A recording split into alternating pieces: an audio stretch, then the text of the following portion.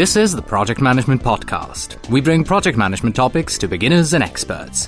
Find us on the web at www.thepmpodcast.com or send your emails to pmpodcast@gmail.com. Hello and welcome to episode number 91. I am Cornelius Fichtner. This is the Project Management Podcast for the 22nd of March 2008. Nice to have you with us. Project politics are very likely the ugly stepchild of project management. We know that we have them, but we try to ignore them as best as we can. And because of that, we can be sure that they're going to bite us. And instead of blaming ourselves because we don't manage it, we blame those elusive company politics for the fact that our project has just gone south. This is where Brian Irvin can help. He wrote the book Managing Politics and Conflict in Projects, which will help you not only understand the dynamics of politics in a company, but it will also help you manage it. In our discussion with Brian, we focus on one important part of managing your politics, and that is your stakeholders. They say that the only project where you don't have politics is a project where you have only one person participating. But since all of us usually have more than one person participating and hence more than one stakeholders, we have to know how to manage their project-related expectations and politics properly. Before we get started, I have a giveaway announcement. Brian Irwin's book, Managing Politics and Conflict in Projects. We have 2 books to give away. One of those books is going to the listeners of our premium feed. So if you're listening to this episode via the premium feed, there's absolutely nothing you have to do. One of you will automatically win a copy of this book. If you are not a listener of the premium feed, then you still have a chance to win the book. All that you have to do is send an email to politics@pmprepcast.com. And you have to do that by April 2nd. So again, the email address is politics@pmprepcast.com if you would like to win a copy of Brian Irwin's book. Today's episode is sponsored by Spark Internet Marketing, a full-service premium internet marketing firm offering search engine optimization and pay-per-click services to customers across North America. Our number one priority is to grow your business by leveraging the internet to bring you qualified leads at rates lower than traditional advertising mediums. We deliver quality work and fully explain our efforts to you on a monthly basis. Visit sparkinternetmarketing.com and sign up for a free website performance report and 60-minute personalized discovery session.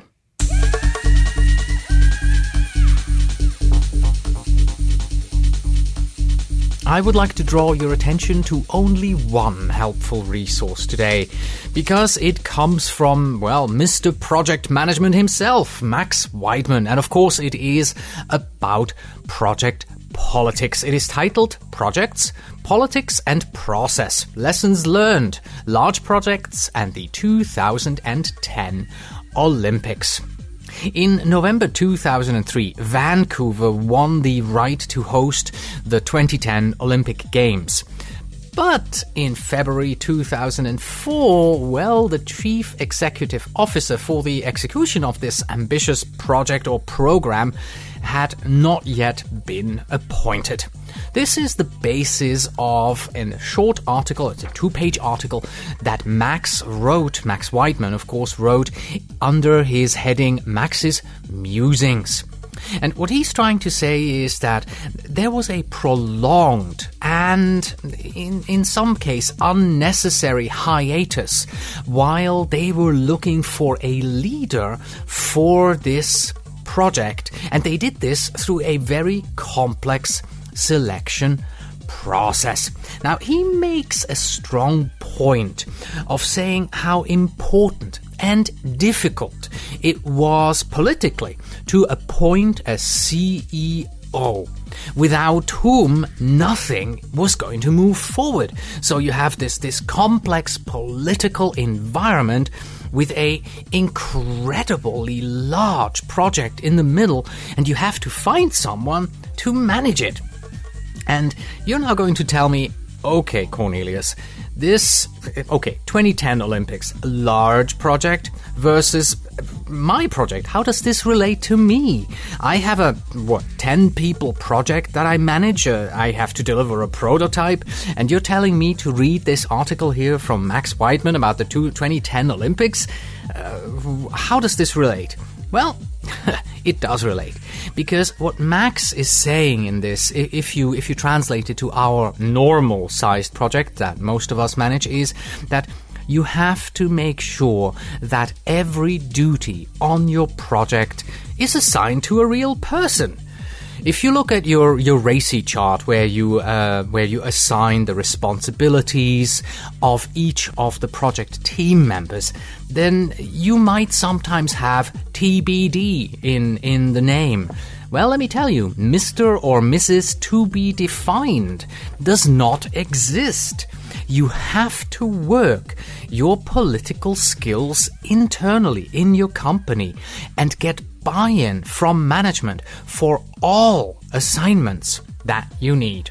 And best of it all, Max also has a very cool graphic here in which he shows the political life cycle and the level of effort that is involved to do something in this. And it's quite funny as well. And if you want to see either the article or this very cool graphic, stop by at thepmpodcast.com, where you will find a link to this particular helpful resource, of course, in the helpful resources section of today's episode, which is episode number 91. And now let's head into our main topic, the discussion on stakeholders and politics with Brian Irvin. Guiding projects and organizations through difficult times and situations is Brian Irvin's passion. Brian has worked in project and program management roles for more than 12 years for companies such as Gateway Computers, the Johns Hopkins University Applied Physics Laboratory, and Hewlett-Packard. He is a PMP who also holds a Bachelor's of Science in Electrical Engineering and a Master's of Science degree in Project Management, both from Colorado Technical University in Colorado Springs, Colorado. Brian has been a volunteer for the PMI, serving a leadership role on the OPM3 2008 update team and as a team member on the Portfolio Management Standards team.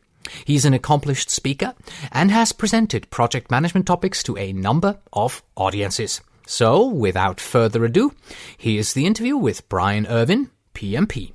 The Project Management Podcasts feature interview. Today with Brian Irvin, project management author and speaker.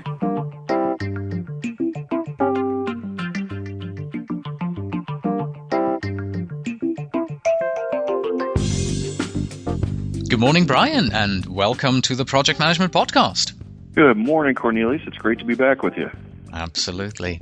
Hey, your book is called Managing Politics and Conflicts in Projects, and it takes a rather well-rounded look at the politics that we have. It starts at the project environment, then it goes over to communication, negotiation, and it also helps you devise a strategy and brings the leadership element into play as well.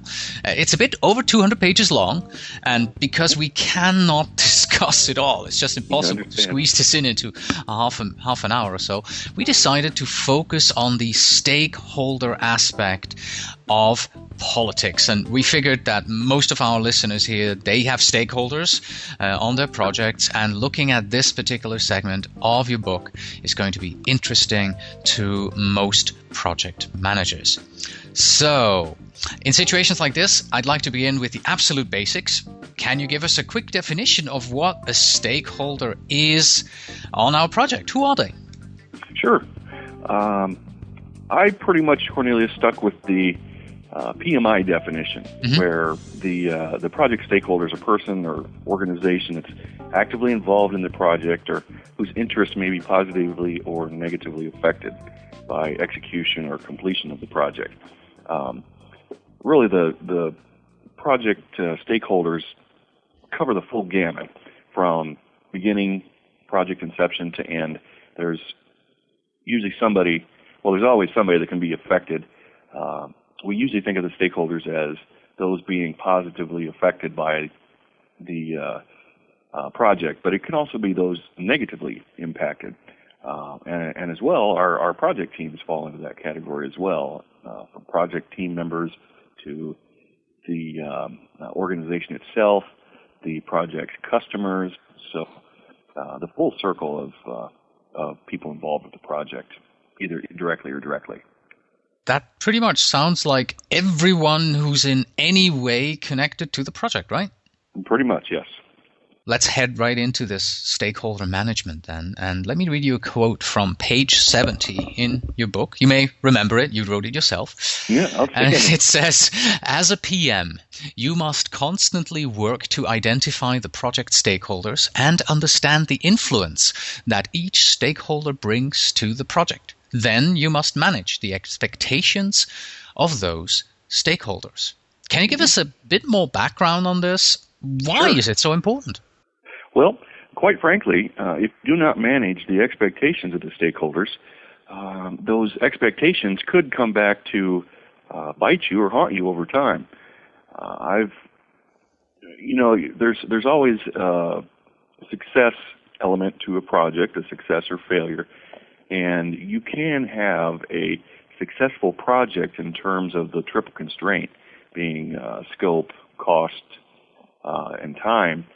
So you can deliver something on time, within budget or under budget, and have it be within scope and of good quality, yet fail to meet stakeholder expectations because of either a misunderstanding of what those expectations are or just expectations that were not correct, incorrect expectations on the stakeholder part. Is there someone who is ultimately responsible for all of this? Sure. The ultimate responsibility has to be with the project manager. Uh-huh. And do you expect that the project manager then gets in touch with every single stakeholder constantly and does it all by himself? Or? Certainly not. The project manager is the buck stops here person. So, in other words, the responsibility falls with the project manager. However, it should not be done in a vacuum. There are a number of perspectives on stakeholder management and on the different stakeholders that the project team can bring into play. Certainly, there's, then that's really one of the positive and strong aspects of having a diverse project team is that everybody brings a unique perspective on differing stakeholders and stakeholder groups, and they can share that perspective, and it will help the project manager manage the stakeholders and the stakeholder expectations much better. Okay, and of course the good news is that you not only provide this information that says everyone is responsible, but your book also gives us a nice stakeholder management process. Okay. And you lay it out. There is a graphic that shows exactly what the process is and you go into the details of each of those 7 steps. And why don't we take a look at those 7 steps right now? It starts out with identifying. Sure. We start with the identification as step 1. And the identification is really working with the project team to identify the key stakeholders and understanding really who they are and capturing that. The second step is gathering information about them. And this is a particularly good step where different perspectives on the project team can lend a great deal of help to the project manager. So, in other words, you work to understand what their goals and the objectives are of that particular stakeholder or the stakeholder group. From there, we move on to the third step, which is identifying the interest of each stakeholder or stakeholder group. You identify what's their stake in the project outcome. So, are they going to be positively or negatively impacted by the successful completion of the project? And there are different aspects and avenues you might take depending on whether they're positively or negatively affected.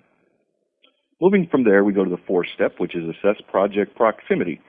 So in this step, we work to understand if they are close to the project, like a project sponsor, or if they are further away from the project.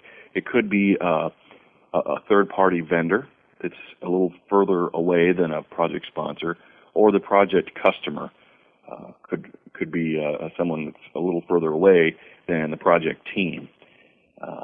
From the fourth step, we move to the fifth, which is assess ability to influence. And this is a particularly important step in the process. This step works to identify if they will have the ability to terminate the project. Is their influence minimal? Is it maximal? You may need to manage the stakeholders a little bit differently depending on their ability to influence the outcome of the project. For example, you might have a project customer that has a little influence over the project outcome. Certainly, you want to make sure that they're satisfied and happy with the outcome of the project. But the project sponsor is much closer to the project and has the ability to cancel it. So you would work to manage that person a little differently. The next step is strategize, and following assessing the ability to influence, strategizing really is trying to understand how you can go about managing that stakeholder. What's the best way to manage their expectations, the communication with them? It's a very important step. The seventh and final step in the process is behavior prediction. So in any particular given situation, how is this stakeholder or stakeholder group likely to respond? And in this step, it's really good to have this step be a very focused team exercise, because the diversity offered by the project team and the experience levels offered by everyone on the project teams are certainly to differ. And predicting behavior is less than a perfect science, as you can probably well imagine. So really what you're trying to do in this step is predict future behavior based on past behavior of the project stakeholder. And that's very, very critical to the stakeholder management process, because it gives you an idea of which direction the stakeholder may go depending on the situation. And then I'd also like to state that Cornelia said this is an iterative process. Mm-hmm. You don't necessarily have to go through the whole 7 steps as the project life cycle goes throughout, but if there's a significant change in the project objectives, depending on how the project is going or how the stakeholder groups are changing throughout the project life cycle, you can pick up from different stages. Yeah, I mean, if a new stakeholder comes in, you have to gather information about them, you have to identify their interests, you have to put them onto your map and make sure that you see them, that they're on your radar, right? Right, exactly. Yeah. One thing that I'm noticing right now as I'm looking at these 7 steps, it seems to me that the first 5 are quote-unquote simple, and then the last 2 are a bit more difficult. So identification, gather information, identify interests, assess the project proximity, and assess their ability to influence. That's something that you can do easily. You probably don't even have to leave your office in order to do that. But then steps 6 and 7, strategizing and predicting their behavior. That looks like it's a lot of work involved in it. Yes, it is. And that is really where the rubber meets the road, because and unfortunately, those are the 2 steps that are probably the least objective and most subjective of all. Mm-hmm. So it's that really is the art of stakeholder management. strategizing and predicting the behavior of your stakeholders and your stakeholder group. It's really it's really the difficult part of the process, as you mentioned. Yes. Yeah, what I particularly liked at the end of your 7-step process is you go into mapping the stakeholders, and you show us a table in which you have an example of a stakeholder map. It's really nice how you take the results of those 7 steps and put them into an overview, and then you can sort it and review it, and you can focus on the 80-20 rule, and you only go and work on those stakeholders that really can influence your project. That's really nice. Tell us, how else would a project manager use this tool in a project? Well, once again, I use a simple Excel spreadsheet in this example in the book, as you mentioned. There is another tool out there that plots it graphically, and it's called the Stakeholder Circle, and that one is really good, and I really like that especially for those people that think graphically. But really, Cornelius, I think the key that I'm trying to get across is the real meat in using the tool is developing the information that goes into cells. And it's much like if you write something down, you're much more likely to remember it. At least I am.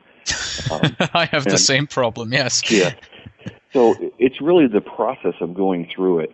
And then as you write it down, you can use it as the project progresses to refresh your memory and, devise strategies and think about ways in which a particular situation how a stakeholder may react in any given situation.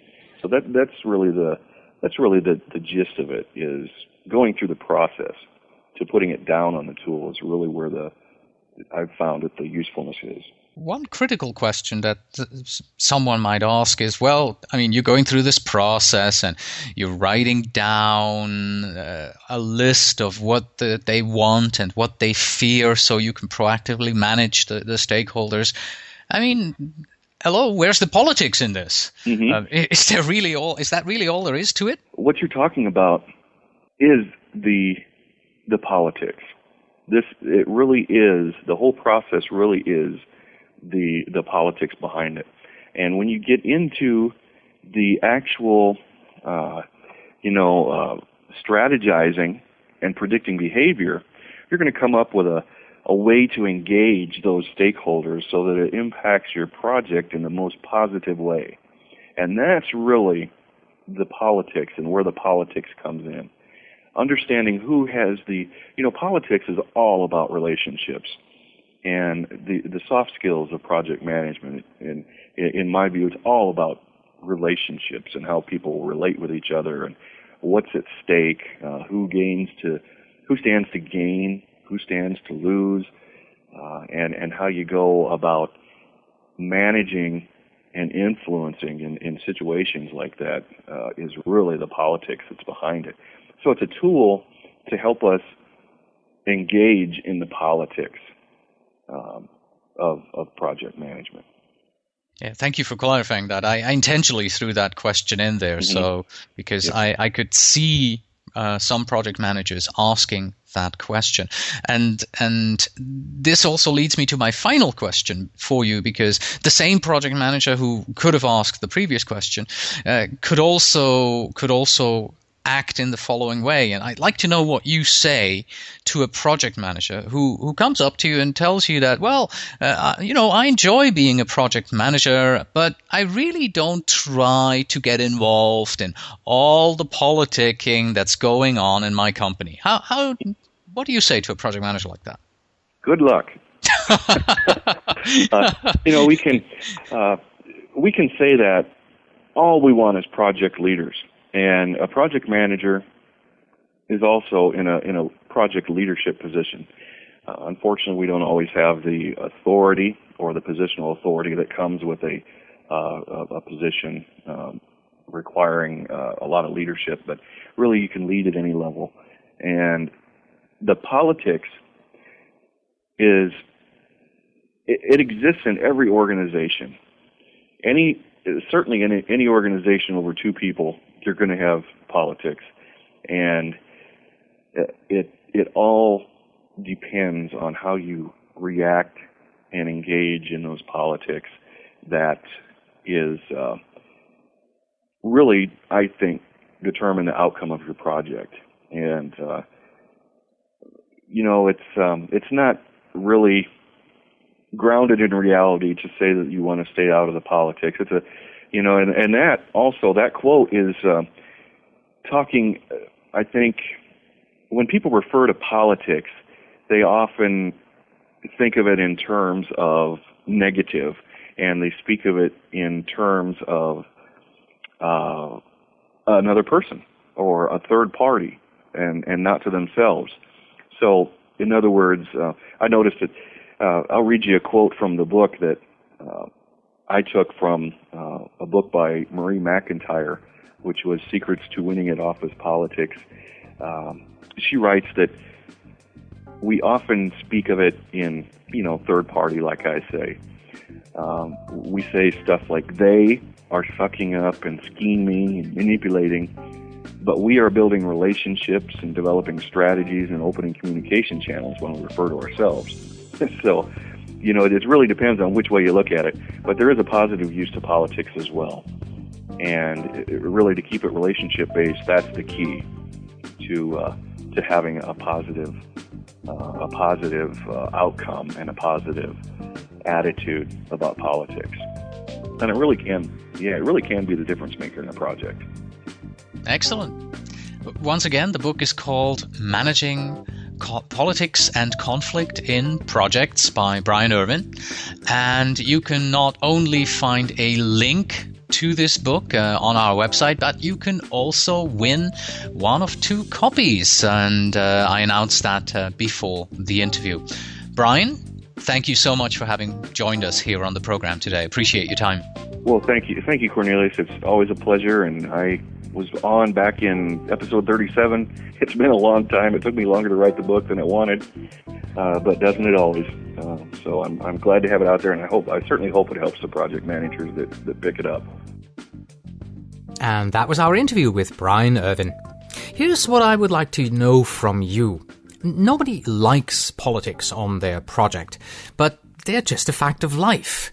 Do you have any tips or tricks that you can share with all of us to help us deal with politics?